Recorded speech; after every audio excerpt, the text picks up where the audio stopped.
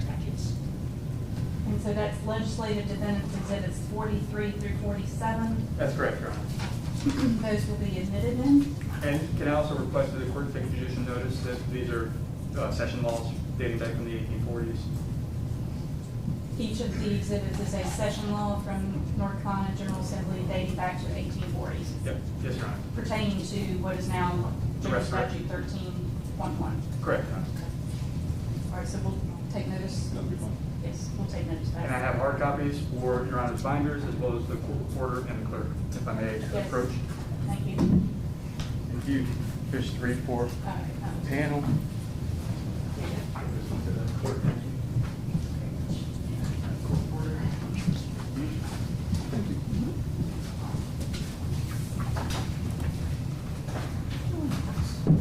With that taken care of, is there anything else before we resume?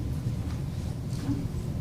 All right, we will resume. Mr. Rodriguez, if you would want to pick up where you left off. Thank you, Your Honor. Dr. Birch, I just have a couple of last couple of questions to wrap up here. You've already testified that you hadn't read the 13-1, the present statute, as it's on the books. Is that correct? That's correct. And you also testified that you hadn't read 13-1 as it was enacted in 1973. Is that correct? That's correct. And you also hadn't read the 13-1 as it was written before the 1970s. Is that correct? That's correct. And I asked you a series of questions about whether you had any knowledge about the contents of those statutes at various times. Do you recall that testimony or that question, that line of questioning? Yes. And your testimony, if I recall, was that you weren't aware of the various provisions and requirements in those statutes, correct? I think I said I was aware of one. One of them, that's right. You were aware of the provision in the pre-70s law that allowed for people to come and oppose a petition, if my memory serves. Does that sound correct? Yes. Aside from that one, I believe your testimony was that you weren't aware of many of the other provisions that we've discussed. That's correct. In light of hearing my representations of what those provisions stated, does that change any of your opinions that you provided in your report and here today in your testimony? No, there's still no evidence that the scholarly literature supports the claim. Thank you for your time, Dr. Birch. Yep.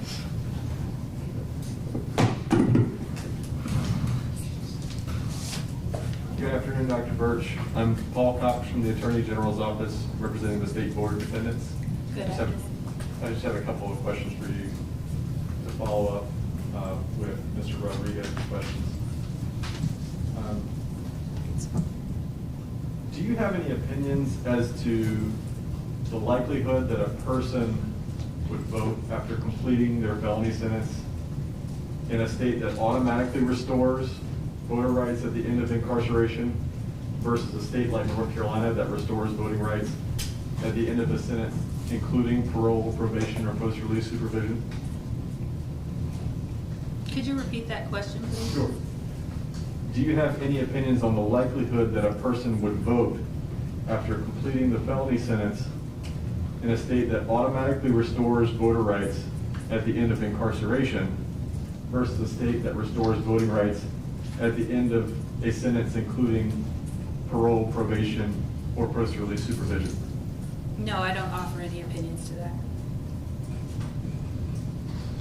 Have you studied the effects of a felony disenfranchisement law that prevents someone from voting until they complete their entire sentence, including parole, post-release supervision, or probation, versus the effect of a felony disenfranchisement law that restores voting rights at the end of incarceration?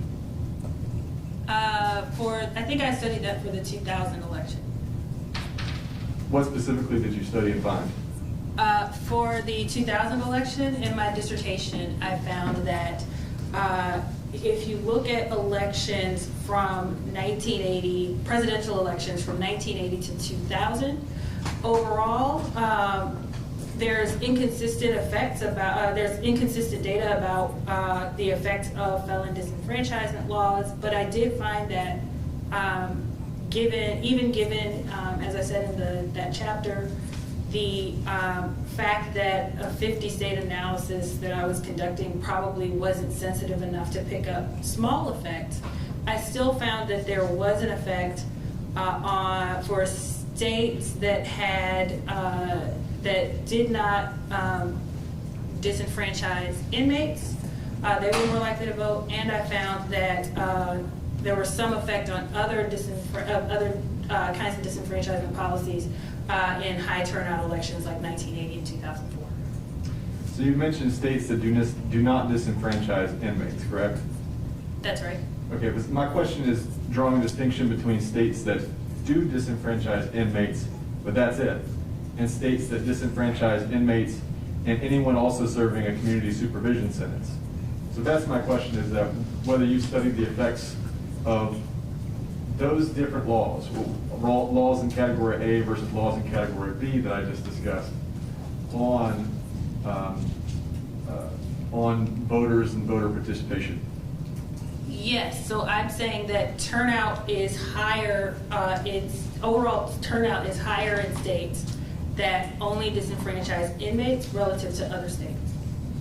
Oh, so that's different now than what you said earlier. I heard you earlier say that your study concluded that states that do not disenfranchise inmates, turnout is higher in those states. Did I mishear you? Sorry, that may be so yes, what I'm trying to say is that states that allow inmates to vote, overall statewide turnout in those states is higher than turnout in states that do not, that do disenfranchise inmates.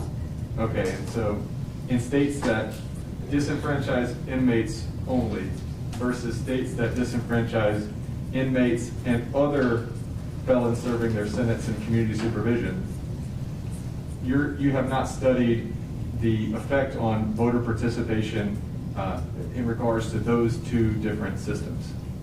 So the way that the variables work in that analysis, there's basically a variable that says states that disenfranchise inmates and don't. And so that regression coefficient corresponds to all of the states, like so for all of the states that disenfranchise inmates and those that don't are, which would be the, I think, I can't remember exactly, for elections through 1980, sometimes those were sometimes that was 4 states, sometimes that was 2 states, it just depends on the year in question.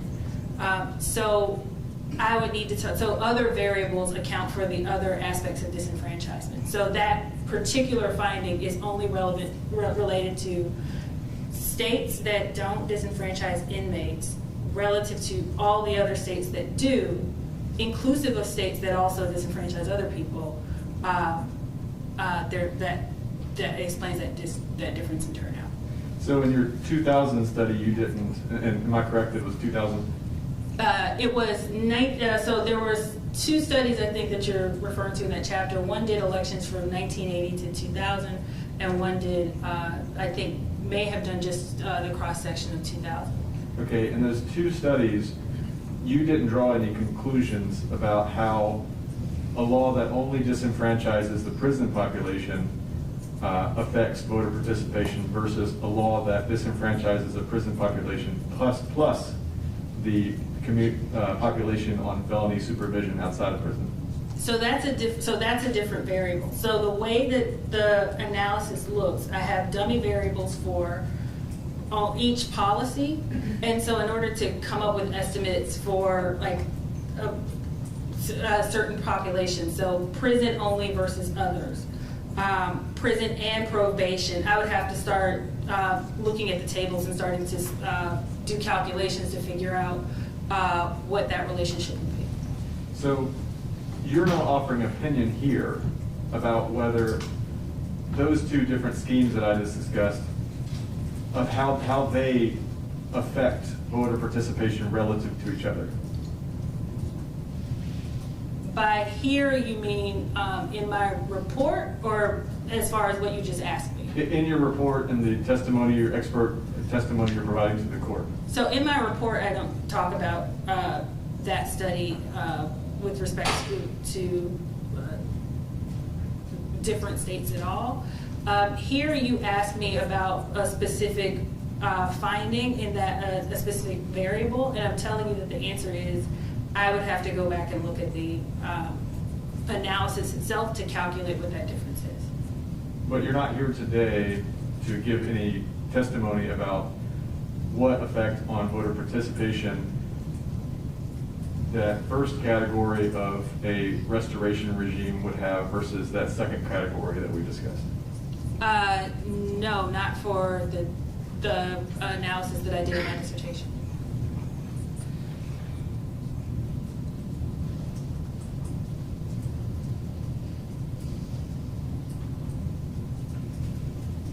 Going back to a line of questioning with Mr. Rodriguez, for your expert report, just to reconfirm, you testified that you did not review the educational materials that the North Carolina Department of Public Safety provides to inform people about their rights when they're on community supervision?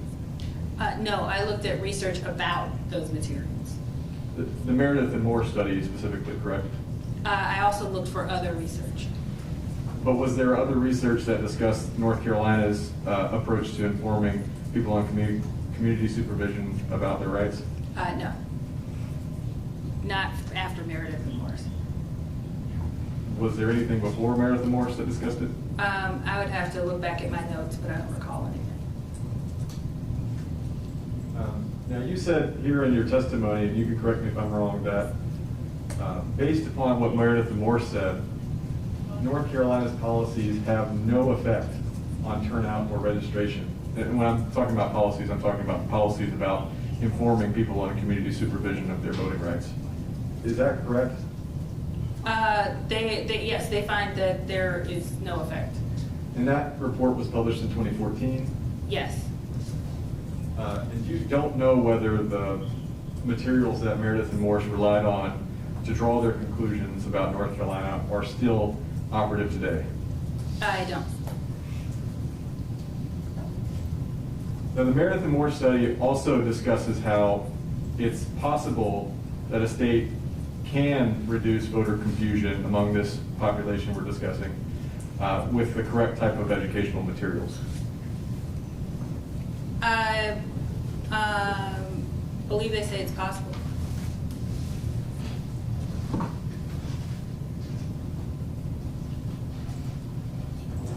Turning now to the discussion about governmental interest. In reviewing the governmental interests asserted by the defendants in this litigation, just to reiterate, you didn't compare how North Carolina's current law served those interests in comparison to the prior version of the law. No. You said earlier that you found no literature that supported the governmental interest asserted by the defendants, right? That's right. But you didn't search for literature that compared rights restoration regimes that depend on a petition process versus those that are automatic, did you? I believe I looked at all of the literature in terms of that would be relevant. So was there just no literature that you located that looked at whether governmental interests are served in a rights restoration regime that is automatic versus a rights restoration regime that requires a petition? Sorry, what was that last word? Petition? So there was no literature that supported the claims that I saw listed there. Not that, so there may have been literature that looked at that, but it didn't support the claims that listed here. Are you aware that there is literature that looked at that? I'm sure there could be. I'd have to go back to my notes. I reviewed a large volume of articles that I don't cite here. Well, if there was literature that discussed how the rights restoration regime that North Carolina uses versus the rights restoration regime that it replaced in the 1970s, that would be relevant for your report, wouldn't it? That it replaced in the 1970s. I didn't look. I wasn't asked to evaluate that. Just the whether the law that it in its current form does in fact do what the claims say that it does.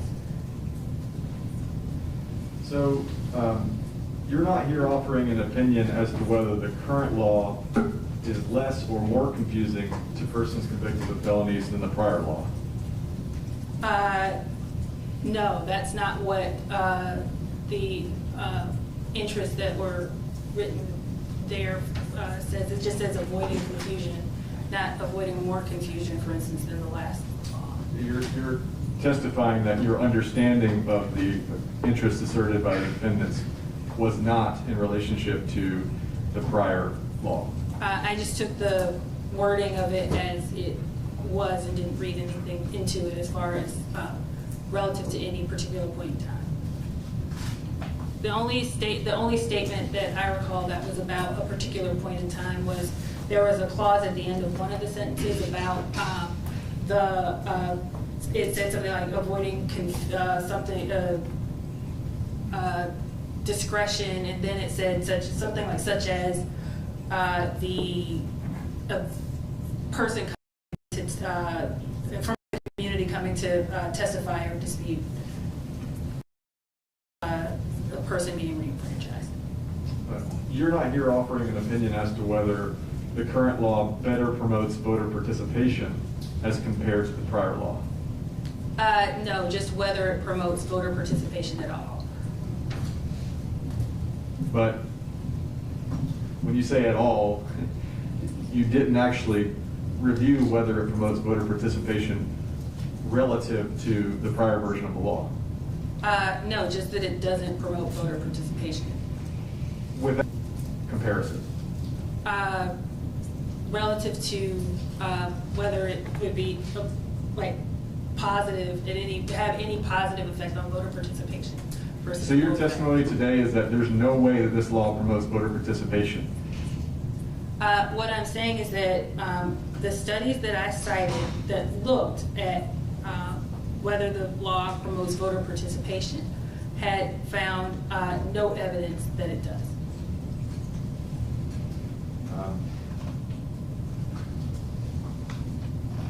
But those studies, again, didn't look at voter participation promotion in relative regimes, like one regime requiring automatic restoration, another regime requiring a petition process. Objection, Your Honor. I think she's answered this question.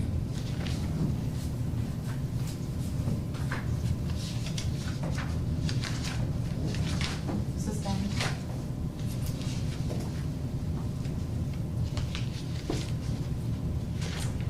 You're not here today offering an opinion as to whether the current rights restoration regime in North Carolina is less or more easy to navigate for persons convicted of felonies than the prior law.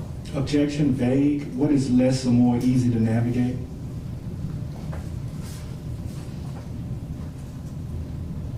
Overruled, she can answer if you understand the question. Again, I just offered the opinion that it is not easy to navigate, but not relative to the prior law. And you're not here offering an opinion as to whether the current rights restoration regime better promotes the full completion of a person's felony sentence in relation to a prior law. No, just that it doesn't promote the full completion. And you're not here offering an opinion as to whether the current rights restoration regime reduces the level of discretion involved in the determination that a felon can get their rights back as compared to the prior law. Just that it actually can increase the discretion.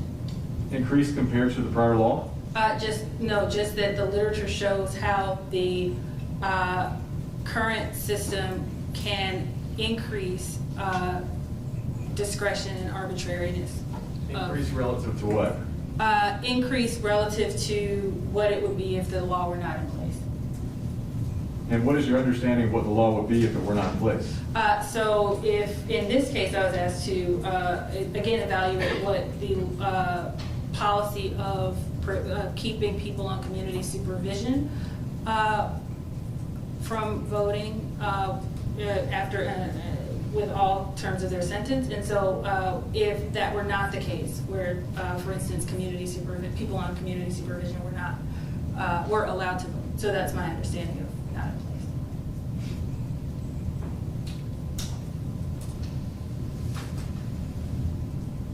And you're not offering opinion here today as to whether the current rights restoration regime reduces the burdens on a person convicted of a felony to have their rights restored as compared to the prior law.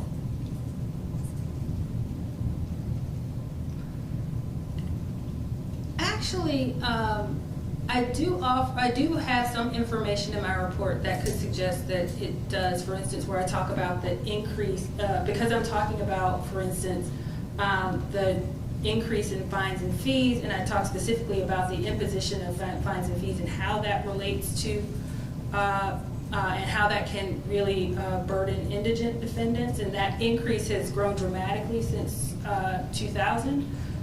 So that could be, for instance, a change that is different from the prior law that I noted in my report. But you don't know whether, under the prior regime, someone would have had to complete all of their fines and fees assessments. If that were the case, then that would actually be easier, I would say, because again, I'm arguing here that having to complete the fines and fees makes it makes the law more difficult. Makes the it more difficult for the law to satisfy those interests, according to the scholarly literature.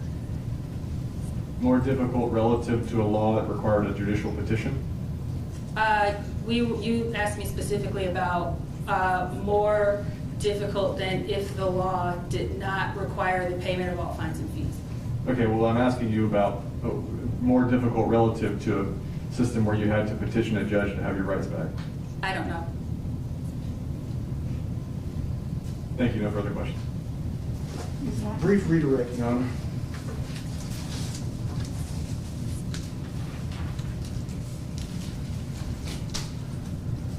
Dr. Birch, on cross, you were asked a number of questions about the distinctions between probation, parole, and post-release supervision. Do you recall that? Yes. Just to be clear, setting aside the specific legal terms for various forms of community supervision, did your analysis in this case include all people who were disenfranchised due to any form of community supervision? Yes. I believe you were asked a few questions about the scope of an active sentence before the court offered the clarification that in North Carolina, active sentence refers only to incarceration. Do you recall that line of questioning? Yes. And just to be clear, before the court clarified, you were speaking of active sentence from an academic context, not in how it applies in North Carolina. Right. So I was, and anyone who was currently serving a sentence that had not expired. You were asked about whether the law barring people on community supervision from voting serves a government interest in avoiding confusion and setting uniform standards. Do you remember that? Yes. Are you aware of any evidence or research supporting the notion that restoring voting rights after the end of community supervision is less confusing or more uniform than restoring rights immediately at the end of incarceration? No.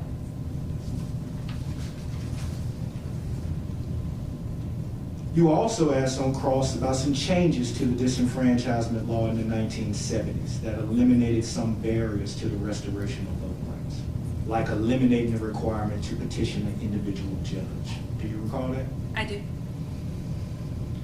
Your analysis in this case addressed whether the scholarly research supports the defendant's purported government interests related to the aspect of the law that disenfranchises people on community supervision. Is that right? Yes.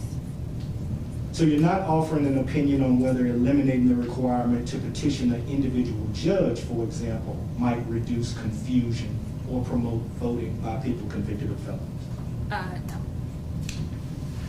Do any of the changes, to your knowledge, what you know about the 1970s law that were described to you on cross-examination, affect your assessment that the asserted government interests do not support disenfranchising people on community supervision? No. Like I said before, I found no evidence to support the claims that the law accomplishes any of the goals that were described in the exhibit. You were also shown several documents that were represented as setting forth various policies and procedures related to the notification about voting rights for people coming off community supervision. Do you remember that? Yes.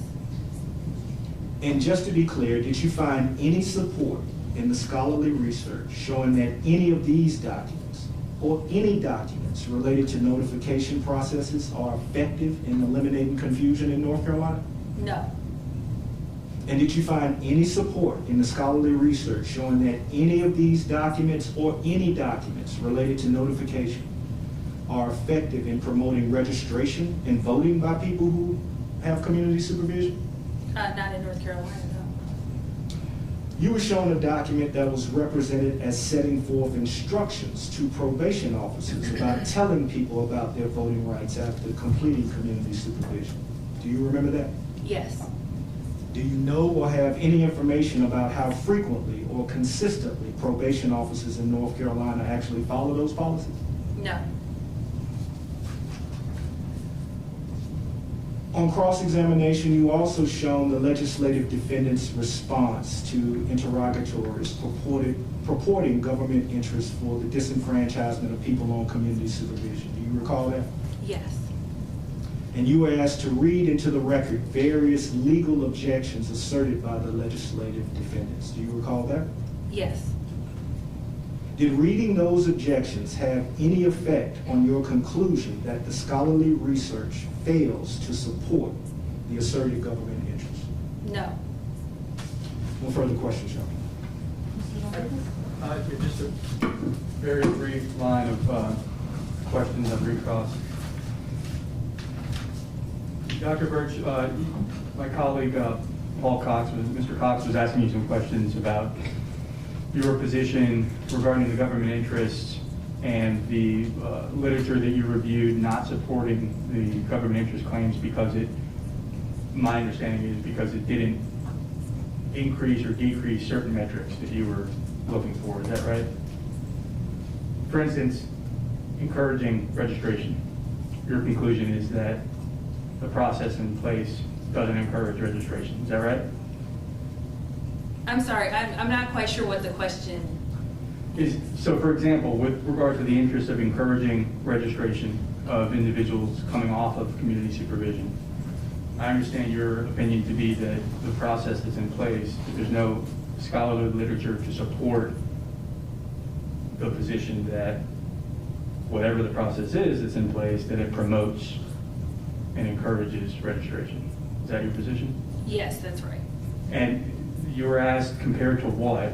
And if I heard you correctly, I heard you say that relative to what the law would be without the provision at issue. In other words, Objection, confusion, vague, what provision at issue? I'll rephrase the question. The need for you all to debate it. You were asked by Mr. Cox, as compared to what? Meaning, so let's keep and focus on the encouraging interest, encouraging voter registration. You were asked as compared to what? And if I understood your testimony, if I misunderstood it, please correct me. If I understood your testimony, it was as compared to what the restoration law would be without the provision to disenfranchise individuals on community supervision. Objection exceeds the scope of redirect. Well, I was addressing the testimony that came on cross-examination by co-counsel. Yeah, but your recross is limited to my redirect. Well, I think this is another party that... We're overruling. You may answer. I'm sorry, so could you repeat the question? Sure. So when I'm talking about relative, I'm trying to get at what were you comparing the anticipated result, and because you didn't see any evidence supporting that anticipated result, what were you comparing it to? So I'm sorry. And so I thought I heard you say that relative, that you were comparing what the literature, Meredith and Moore says, you were comparing that literature to what you would expect to be the effect if the law were that put people on community supervision are not disenfranchised? No, so let me clarify what I was saying there. So specifically with respect to Meredith and Morris, what they compared is what North Carolina's notification process did. So they tried to examine voter turnout and registration and its effects on people who either did receive the notification or didn't receive the notification. And I believe notification started in 2007. So that's what that comparison would be. Okay, well then let's take that a step further and apply it to a different interest. You testified in response to questioning that you did not see any evidence in your literature review, including Meredith and Morris, but other scholars, that supported any of the government interests, correct? That's right. And Mr. Cox asked you on several occasions, as compared to what? And you testified as compared to what the law would be if rights were restored at the end of imprisonment, is what I heard you say. Is that not what you testified to? I'm not sure if I was talking about a specific interest in that point, or so I'm not sure where we were in the questioning when we were talking. Did you compare anticipated results for any interests of a law that would restore rights immediately upon exiting prison compared to what's happening now? Could you repeat that? Okay. So when you make a statement that it doesn't encourage or it doesn't increase, are you comparing that against something? Is that a relative statement? So what I'm saying is that in any of the studies that I looked at, none of them found that, or of the study of North Carolina or the other states that I was looking at, unless I noted something, none of them found any support for the claims that the legislative defendants were making. So even thinking about so when I'm talking about the scholarly literature, they may have, each article may have a different point of comparison that they're using relative to the one that, so for instance, when I said Meredith and Morris, their comparison was not relative to the 1973 law, but relative to the passage of notification versus not. And so what was your comparison then when you were making the assessments about whether the government interests were served? So I was looking at the literature broadly, and again, I found no evidence to support the claims that you're making. So it could be relative to any standard that I was looking at when I was evaluating the different standards that the papers were looking at. None of them were supporting the claims. And so would it be fair to say then that when you were making the evaluation that none of the government interests that were asserted or supported, you were not comparing that against any standard? Objection, mischaracterizing the witness's testimony. That's why I asked her to agree with me or not.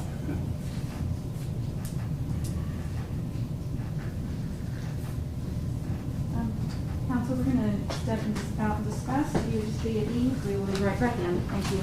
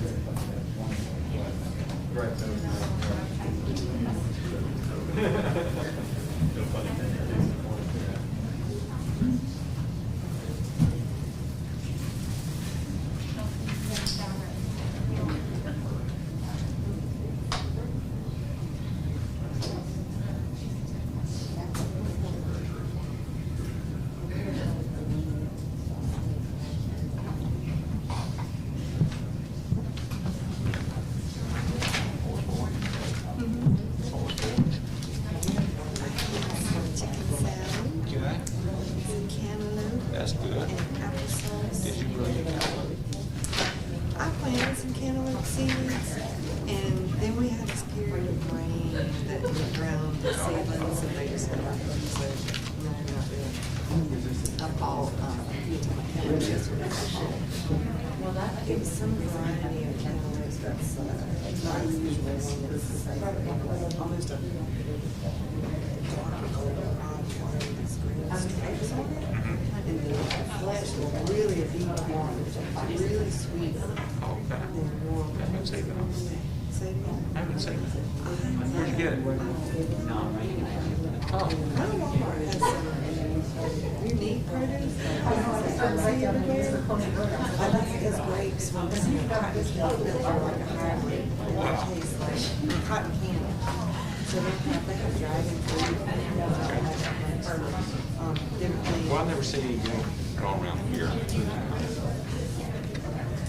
Yeah, I didn't look to see where it came from. It's just that there weren't very many regular ones left, so they looked thinking real good. I guess it's getting back. Seasons. Yeah, but I couldn't find any. I could not find any grocery store last week. Usually they have, you know, over the summer they have big hangers with crates. They're getting slim pickings Yeah, now. getting I've been to farmer's market, may still have some a few years ago. But there's actually, we used to live in Cameron. Yeah. There's a little farmer that has a stand set up, not farmer, down the way from where I live. He's got all kinds of freshness in there. He grows. When I was younger, I didn't like it. I like honeydew. That's me. When I was younger, not so much, but I guess my food has changed. And I love it now. I like the sweeter. Yeah, I believe the sweeter the better. I love the breakfast. I love the breakfast. We like sandwich, yeah. I like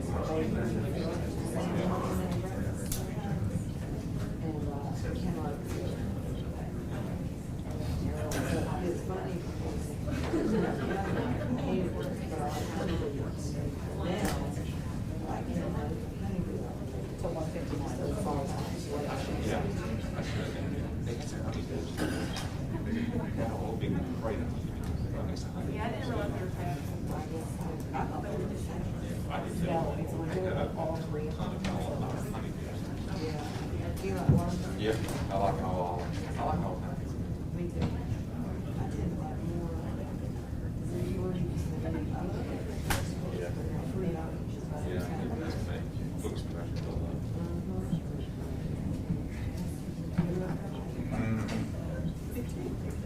That's what. Yeah, when I grew up, my mother had a garden. And I had to work around it. She made me pick bread, avocado, you know. Oh, yeah. Oh, man, so hot out there. Pick butter beans. Oh, and they come off the house time of year. I remember that. My mom would make me get up early in the morning Yeah. and do it because it would be so hot. Oh, I didn't tell me each time of day, go out there and do this, do that, do that. And we could, she pull a rum out for you. She throws a lot of vegetables. Yep. Which come in fresh. That's right.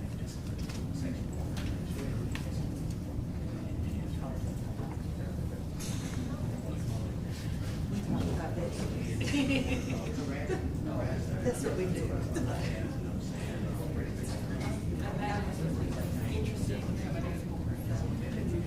This one? No, I found it interesting. Okay. So I was like, my dad actually worked at the sheriff's office there for like 35 years. So I got flashbacks.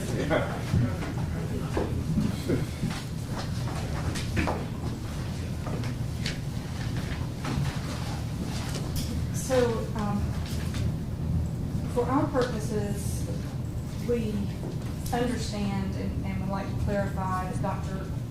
Birch, you were not asked to, nor did you perform any comparative analysis of North Carolina's current restoration law with any previous North Carolina restoration law, or a comparison of our law versus the law of any other state that you were familiar with. Is that correct? That's right.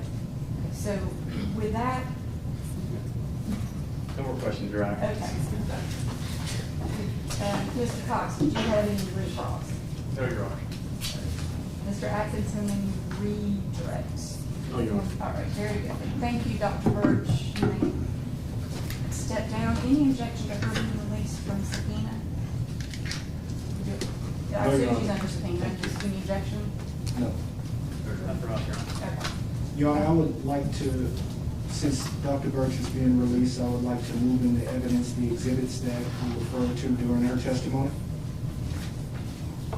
Do you have those numbers? I do. Go ahead. Exhibit number 29, Thanks. 29? exhibit number 30, Mm-hmm. number 31, Okay. number 32, number 34, Okay.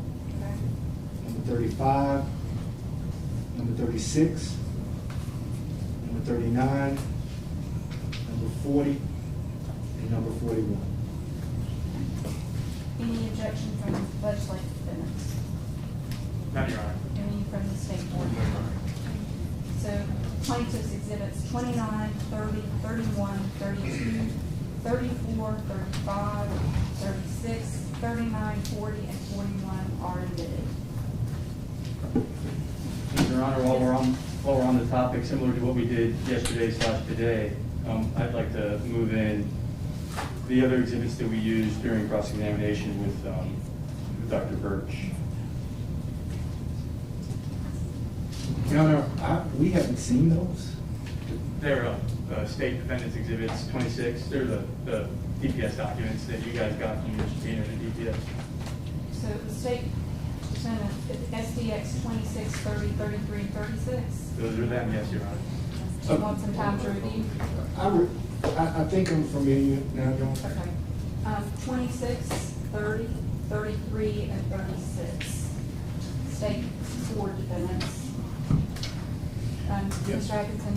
Yeah, Your Honor, we're going to object to that. It's just this witness has no foundation related to those documents. We think it would be better, if they're going to use them, they need to get them through another witness.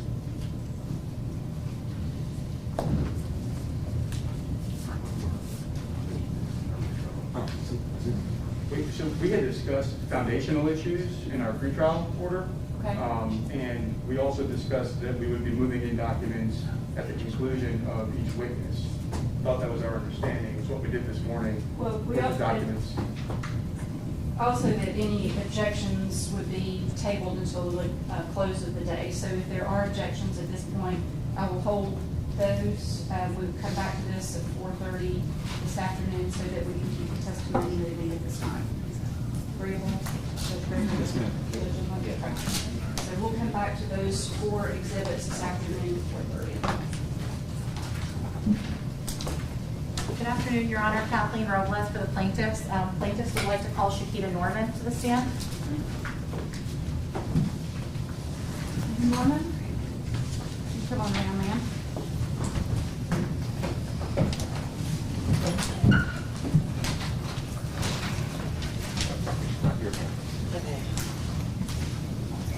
Ms. Norman, you need to ask you to remain standing to be affirmed, please. If you would just raise your right hand. Do solemnly affirm that the testimony you're about to give this court shall be the truth, the whole truth, and nothing but the truth, and this is your own knowledge? Yes. Thank you. You may go ahead and be seated, Ms. Norman.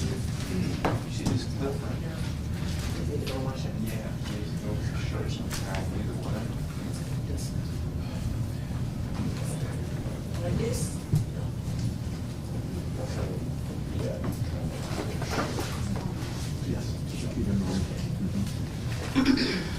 Ms. Norman, since you are distanced from everyone, if you'd like to remove your mask, you're welcome to do that.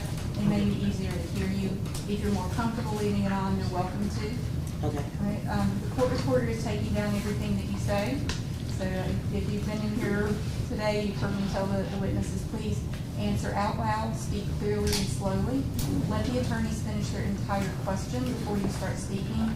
The court reporter can't take down two people talking at the same time. If it's a yes or no answer, I need you to answer out loud with yes or no.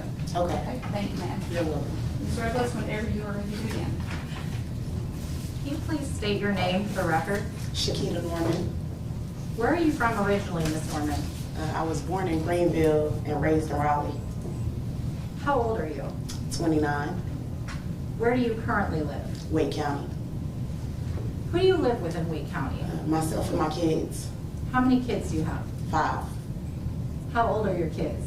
14, 12, 11, 9, and my baby will be 6 Christmas. Do your kids attend public school in Wake County? I have 4 that's currently in Wake County, and then I have 1 he's getting ready to start this year, kindergarten. Is he starting kindergarten this month? Yes, Are you currently employed? yes, Where do you work? at Jiffy Lube. What's your position at Jiffy Lube? I'm an assistant general manager. How long have you worked there? I started Jiffy Lube May 2018. And then I went on break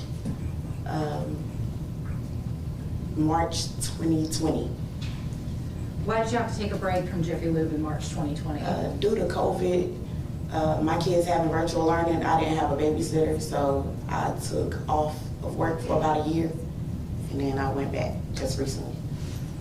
Have you always been an assistant general manager at Jiffy Lube? No, I started off as a customer service advisor. Okay. And you were recently promoted to being an assistant general manager? Yes, ma'am. Do you have any certifications? I do. I'm certified. I'm A5. A5 is certified in brakes, spark plugs, pretty much a lot dealing with the car. Do you have any other certifications that you're working on now? I'm working to become a North Carolina state inspector. Ms. Norman, have you ever been convicted of a felony? Yes. What was that conviction for? 2018, it was for conspiracy robbery. Conspiracy robbery with a dangerous weapon. And was it 2 counts of conspiracy? Yes. Okay. And what was the sentence that you received for that conviction? I received 3 years of probation and 200 days in jail. Were those 200 days a condition of your special probation? Yes, ma'am. When was your 3-year term of probation originally set to end? December 21st, 2021. How many days of weekend jail were you sentenced to as part of your probation? 200. Were there any conditions as to when you would be serving those days? Yes, it went around so it went around to, Was it around your work schedule? my work with schedule kids? and my kids, yeah. Was that something you worked out with your probation officer of what days you would be available? Yes. How many days of weekend jail have you served so far? I'm not for sure, but I know it's around like 100. When was the last time you served weekend jail? March 2020 was the last time. Why haven't you served any days of weekend jail since March 2020? Due to COVID-19, no one is allowed to go inside the jail. Was that something that your probation officer notified you of? Yes. What did your probation officer tell you at that time? No one would be able to serve weekends due to COVID. Has anyone told you when you'll be able to serve your weekend jail again? No. Has your probation officer told you when you can expect to complete your probation? No. What are the other conditions of your probation? I have to see my probation officer every Sunday, and then, Did you say Sunday? yes, ma'am, Thank you. every Sunday. And I have to notify whenever I'm trying to like travel outside of North Carolina. So you can't travel outside the state without getting permission from your probation officer? Right. How long have you been on probation already? Almost 3 years. It's been about 2.5. Have you had any probation violations over the last 2.5 years? No probation violations, no charges, no speeding tickets, no nothing. And have you been convicted of any other felonies? No, ma'am. Ms. Norman, have you ever registered to vote in North Carolina? Yes. Have you voted in North Carolina in the past? Yes. Are you currently eligible to vote? No. Why are you not eligible to vote right now? Due to me being on probation, I'm not able to vote. And how does it feel that you're prohibited from voting right now because you're on probation? It's frustrating. It's not fair. Why is it frustrating for you? I feel like I should have that right to vote. I feel like I have kids and, you know, school board meetings and different things. I should be able to have a voice and to say something. By me not having no voice and not able to say something, then what's gonna get done? Nothing, right? Would you have voted in the March 2020 primary election? Yes. If you weren't on probation? Yes. Would you have voted in the November 2020 general election if you weren't on probation? Yes. Why would you have voted in those 2020 elections? Because I want to be one of the ones that make a difference. I want to be able to vote. Even though I'm 29, I'm just now finding out that I'm able to vote for different things. There's a lot of different things that we can vote for. And just being able to have that voice, I should be able to have that voice. Do you know when you'll be off probation and able to vote again? No, ma'am.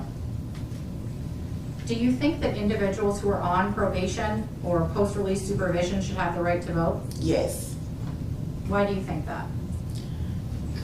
Well, most people that's like me, even though I'm on probation, I still pay taxes. I go to work every day. I take care of my family. I should be able to have that moment. I should be able to say something. And I want people that's in the future, that's in the situation that I'm in, to be able to have that voice and be able to say something and it gets heard. Why was it important for you to be a plaintiff in this case? I want to be heard. No further questions from me. Mr. Rodriguez? Thank you, Your Honor. I have a few questions. Good afternoon, Ms. Norman. My name is Orlando Rodriguez. I represent the legislative defendants in this lawsuit. I just have a couple of quick questions for you. Are you aware that the North Carolina Constitution has a provision that strips the right to vote from individuals following the conviction of a felony? You said, am I aware? Are you aware? No. And do you know what provision of law is being challenged in this lawsuit? No. And do you know that you will receive your right to vote back after you are unconditionally discharged from your probation? Yes. Thank you. Mr. Cox? No questions, Your Honor. Ms. Robles? No further questions for me. Okay. Thank you, Ms. Norman. You may step down now. Thank you. You are welcome to stay with us and remain in the courtroom if you like. If you are, any objection to her being released? I'm headed to work. Y'all have a good day.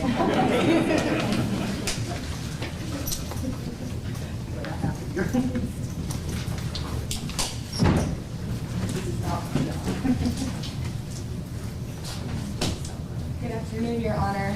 Whitley Carpenter, attorney with the plaintiffs, and I would like to call Diana Powell. Please stand. Ms. Powell, will you come around, please, ma'am?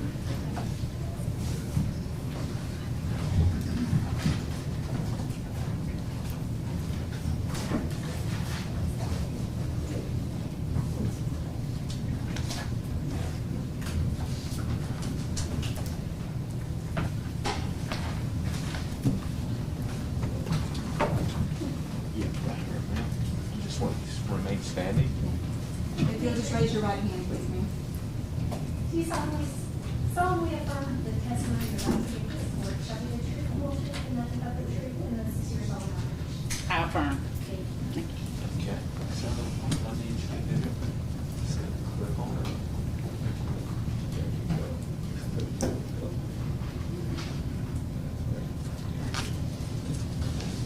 Ms. Powell, I'll advise you the same thing about your mask. If you're comfortable removing it, you're welcome to do that. And I know you were seated in the courtroom when I gave the instructions to Ms. Mormon. You heard those, so I would ask you to follow the same instructions when responding. Yes, ma'am. All right, thank you. Ms. Carpenter, Thank you. whenever you're ready. Thank you. Proceed. Good afternoon, Ms. Powell. Good afternoon. Will you please state your full name for the record? Diana Powell. And where are you from, Ms. Powell? I am from Raleigh, North Carolina. Where do you currently reside? I reside here in Raleigh, North Carolina. How are you employed, Ms. Powell? I am employed with Justice Serve of North Carolina and Second Chance Alliance. And do you hold any other positions or affiliations? Yes, I do. I hold position with the A. Philip Randolph Institute as the board clergy, and I'm also a Torchlight board member with the Torchlight Academy School. Okay. You mentioned the North Carolina Second Chance Alliance as well. Can you tell us what the North Carolina Second Chance Alliance is? The North Carolina Second Chance Alliance is a coalition of people that have been impacted by our criminal justice system. Also is people, concerned citizens about our criminal sentencing. Also, we advocate for policy change. And what is your role with the North Carolina Second Chance Alliance? My role with the North Carolina Second Chance Alliance is I am the statewide outreach director. So let's talk a little bit more about Justice Served. How long have you been the executive director of Justice Served? I've been the executive director for Justice Served for 9 years. Can you tell us why did you start Justice Served? I started Justice Served out of personal experience where my niece was involved in a high-profile case. She had gotten into a fight with her best friend at a bar. And the first conversation I had with my niece was, "Auntie, I did not do it." Because in the world that we live in, the charges that she had, it was stacked charges. So at that moment, I decided that I will follow my niece's case through the court system. And going with her to court and sitting in the courtroom, I started realizing that a lot of people that was there for certain cases, I saw the frustration, I saw the anger, I saw the confusion of what was going on in the courtroom. And then after that, I started going to court just about every day, just watching different cases. And at that moment, I realized that our community needed to be educated on how to navigate through our criminal justice system. And so you started Justice Served. So I started Justice Served. Great. So tell us a little bit more about Justice Served. What is the mission? The mission for Justice Served is that we are a community-based alternative to the courts. We work with individuals that are returning back from prison and jail. Also, we are there to prevent individuals from continuing in our criminal justice system. And where is Justice Served based? Justice Served is based here in Raleigh at 202 North Tarboro Street, Raleigh, North Carolina, 27610. Generally, Ms. Powell, what kind of work does Justice Served do? In general, the work that we do at Justice Served is those wraparound services. You talk about housing, jobs, transportation, community court advocate, education, just trying to help people to re-enter back into society. Will you tell us about some of the specific programs that Justice Served has for all community members? Some of the specific programs that we have at Justice Served, of course, trying to find those resources for housing, jobs. We do gang intervention, gang prevention. We educate our community. We have a program called Community Court Advocacy. where we train our community about how to navigate through that system, understanding the system. We do voter registration. We educate the community about restorative rights to vote. And you talked generally about Justice Served's work. Can you tell us a little bit more about Justice Served's work specifically as it relates to ensuring a person's successful reintegration into society? Well, like I said, our mission is to prevent individuals from continuing in that system. So when individuals come and they have been impacted by the criminal justice system that they've been involved in, is that we make sure that they have those wraparound services. Again, housing, jobs, transportation, spiritual guidance, about their restorative right to vote. And what are your responsibilities as the executive director of Justice Served? My responsibility at Justice Served is that I oversee the daily operation of the programs that we have at Justice Served.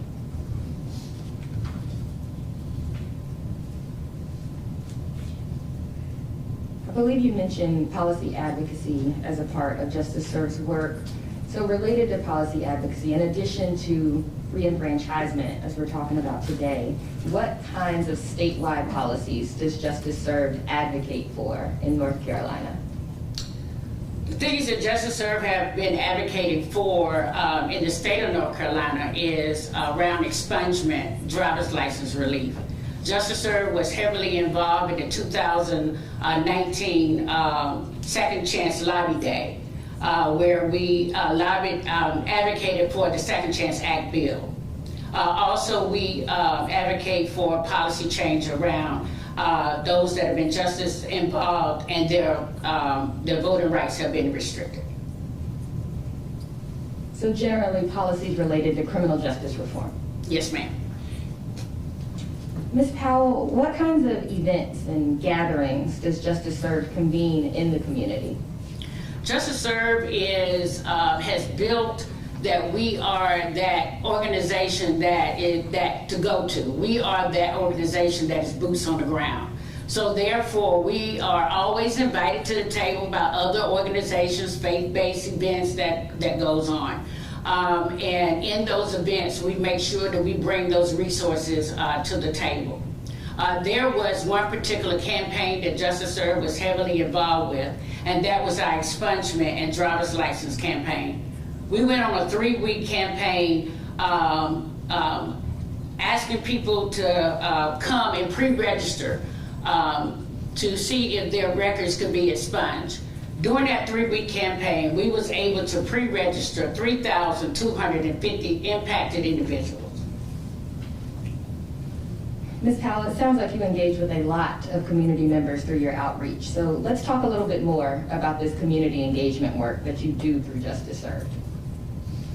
Who do you engage with at these community events? We attempt to engage with everyone, but most definitely those individuals that have been impacted, that have come back home from prison and jail. Those are the individuals that we engage with heavily. And where exactly are your events and your work generally focused? We definitely, by us being based in Southeast Raleigh, that's where most of our events occur, but we do travel throughout the state. Like I said, our reach is long. And generally, what are the racial demographics of Southeast Raleigh? I'm not going to get into the data, but we do engage in those individuals, especially black males. We in the Southeast Raleigh community, the poor, the black and brown community. So we've talked about who you engage with and where your events are. Will you list some of the issues discussed at these events that you hold in the community? Well, most definitely, we talk about those barriers that are there to help a person become that productive citizen. We talk about the jobs, the housing, the gang prevention, gang intervention. We don't want to see people re-offend again. As one of my great mentors would say, the system makes it easy to do the wrong thing. it makes it hard to do the right thing. Thank you, Dennis. And of all of the issues that you discussed at these community events, which of those issues are most difficult to explain to community members? The most difficult that we find in explaining is that every individual should have a voice. Every individual should have a right to vote.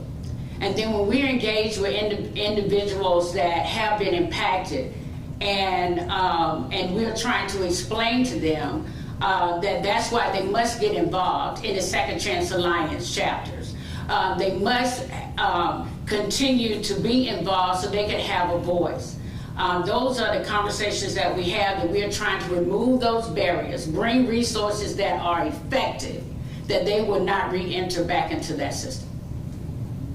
So why, Ms. Powell, do you feel that it's difficult to explain voting to community members? It's hard because to explain this, because especially an individual have not been notified if their rights have been restored, or they're a convicted felony, felon, or a misdemeanor felon. How are they notified? We got individuals that do not have permanent addresses. They may end up being in the shelter. They may not get that letter that DPS say they send out. Again, a lot of our people that we engage with don't understand the language. So those are the challenges that we have. Ms. Powell, tell us about some of the difficult experiences you've had trying to help people register to vote after being disenfranchised. A lot of the people that I'm engaged with are afraid. It's fear. They're frustrated, and they want to vote, as we just heard Chiquita say. They want to vote. They desire to vote. They want to be that voice inside of the community.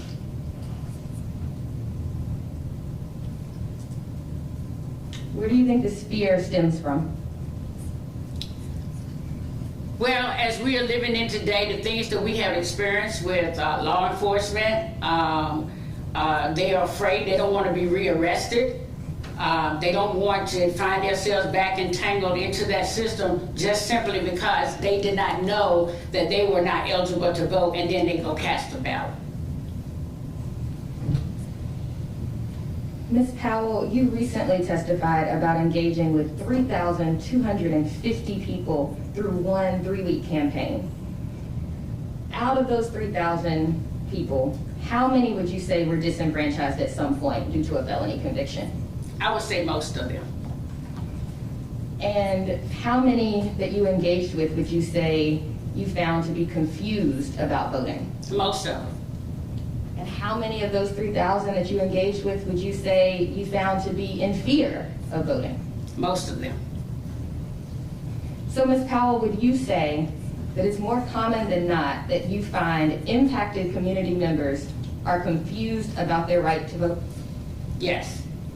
And would you say that it's more common than not that you find impacted community members are in fear of voting? Absolutely.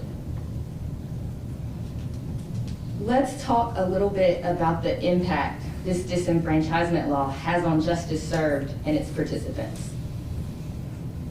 Ms. Powell, if you were not spending staff time explaining disenfranchisement laws and re-registering people after disenfranchisement when their rights have been restored, how might you allocate that organizational time for justice served? What would you do with that time?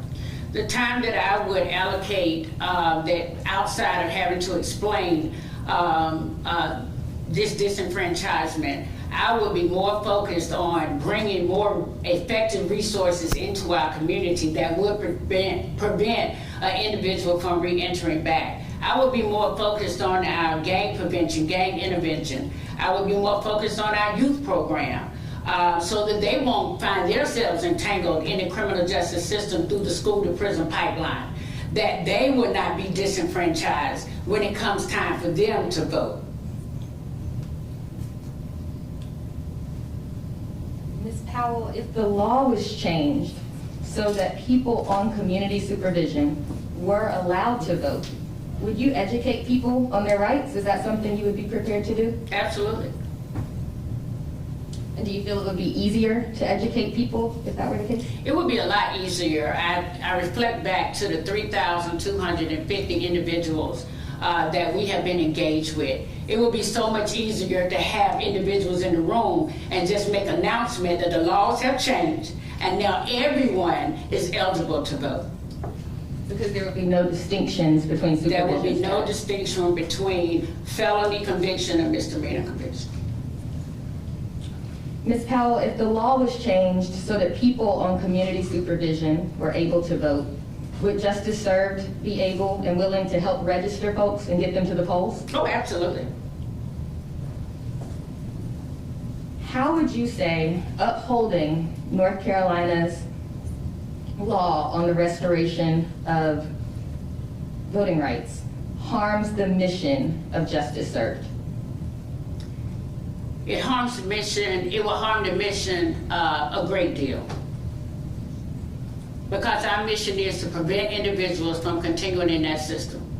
And every time we work with a client that felt like that they had to go back out and reoffend because not feeling like a productive citizen, feel like all has failed, that makes me feel like I have failed. And we cannot stop. We must keep. Time system. Do you need a moment, Ms. Powell? No. So do you have a petition, perhaps, from Ms. Powell? Might be something in from that. Ms. Powell, would you like to step down, or you would? No, I'm good. The deputy's going to bring you an additional round.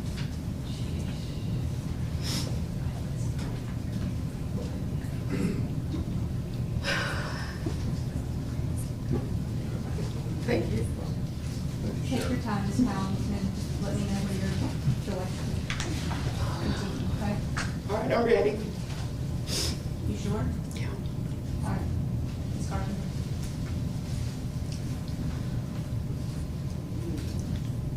When I look in my community and I see people, especially when we're doing Get Out the Vote, when I see a black male come up and he say, I really want to vote, but I'm not sure if I can vote or not. And when he's sitting there watching other people going in and casting their vote, having a voice, and having to explain to him or ask him, are you on probation? Are you on parole? Have you paid your fines and fees? And have him to answer yes. And then I tell him, well, you can go vote. He said, well, I'm afraid. Are you sure? And I just have to tell him, trust me. Just trust me this one time.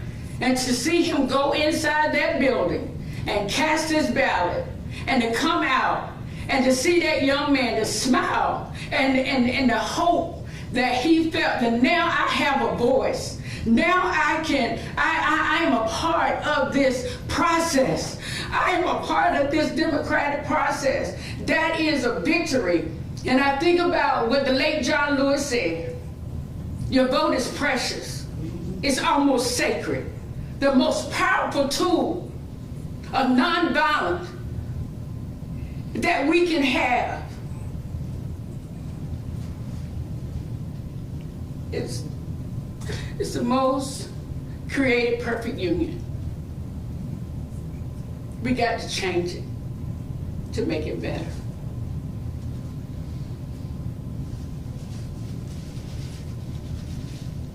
Thank you, Ms. Powell. I have one more question for you. Yes, ma'am. Let me know when you're ready. Ms. Powell, can you tell us why do you think it is important for people on felony probation or supervision to be able to vote? It's so important. Our community have been beat down. As I sat in this courtroom yesterday, and I listened to the history of how far this thing goes back. We just watched the George Floyd, the knee on our necks. It's time to remove that knee. If it's voter suppression, and what is going on all over this nation right today, they're still trying to oppress our vote. They're still trying to suppress it, that we won't have a voice. It is so important that people that have been impacted by our criminal justice system, that like my good friend Dennis said, the system makes it hard to do the right thing and makes it easy to do the wrong thing. That's why we have recidivism that's so high. It is important that we got to restore the life and the hope into every individual. We were born and created, and we should all be treated as human beings. Thank you, Ms. Powell. No more questions. Thank you. Ms. Powell, would you prefer to take a break? We can go ahead and take our afternoon break a little early before Mr. Rodriguez and Mr. Cox begin their questions. Yes, ma'am. All right, so we'll go ahead and take our recess now until 5 after 3. Ms. Powell, you can go ahead and sit down. We'll be recessed until then. Thank you. Superior Court has been recessed till 3:05.